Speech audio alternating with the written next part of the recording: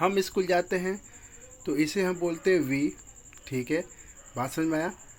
और जाने को बोलते हैं गो, तो वी गो क्या बोलते हैं, वी गो टू स्कूल। आया समझ में आप लोग को? उम्मीद करते समझ में आ रहा है। नेक्स्ट है कि वे मैदान में दौड़ते हैं। वे मतलब दे, तो बोल सकते हैं दे, ठीक है, दे दौड़ते हैं, दे रन। कहाँ पे करते हैं, मैदान में। बात समझ में आ रहा है कि नहीं? शुरुआत ले रहे हैं, इन द फील्ड, FIELD। समझ में आ रहा है? आगे देखिए, राजू पंजाब में रहता है, तो राजू लिख दिया RAJU। राजू कहाँ रहता है भैया, लिव्स, LIVES। राजू लिव्स कहाँ रहता है, इन, कहाँ रहता है, the Punjab, in the Punjab, PUNJAB। आपको पता है यहाँ पे मैंने द क्यों लगाया, क्योंकि जब भी कोई भी चीज़ स्पेसिफिक हो, केवल एक हो, ठीक है, अपने आप में यूनिवर्सल होता हो, उससे पहले मैं आर्टिकल द लगाते हैं, ठीक है।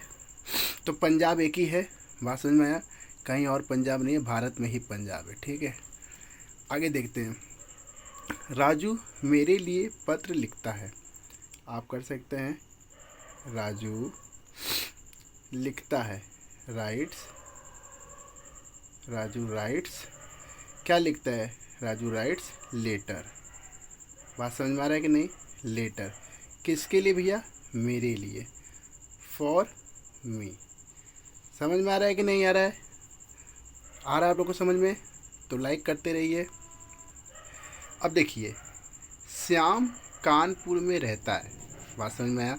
तो पहले मैं श्याम की स्पेलिंग बनाएंगे, SHYAM, श्याम।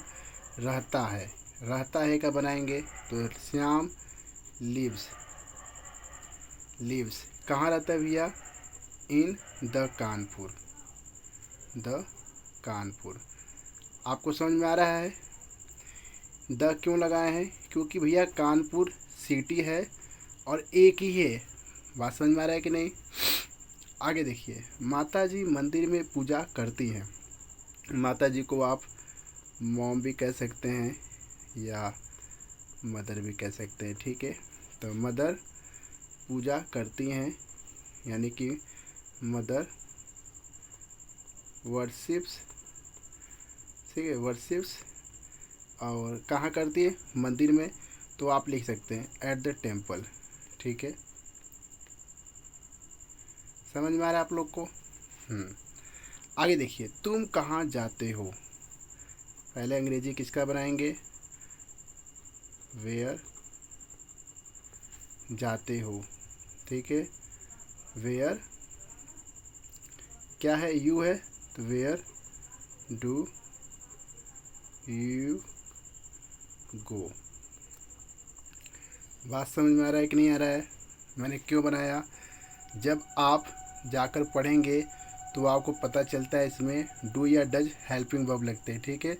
तो वेयर डू यू गो यानी आप कहाँ जाते हो, ठीक है। क्या तुम उसे जानते हो, देखिए क्या तुम हो गया तो डू लगाया, क्यों, क्योंकि यू के लिए हम डू लगाते हैं। तो डू यू नो, नो किसको भैया, उन्हें, तो डू यू नो हिम। बात समझ में आ रहा है आप लोग को? उम्मीद करते हैं समझ में आ रहा है।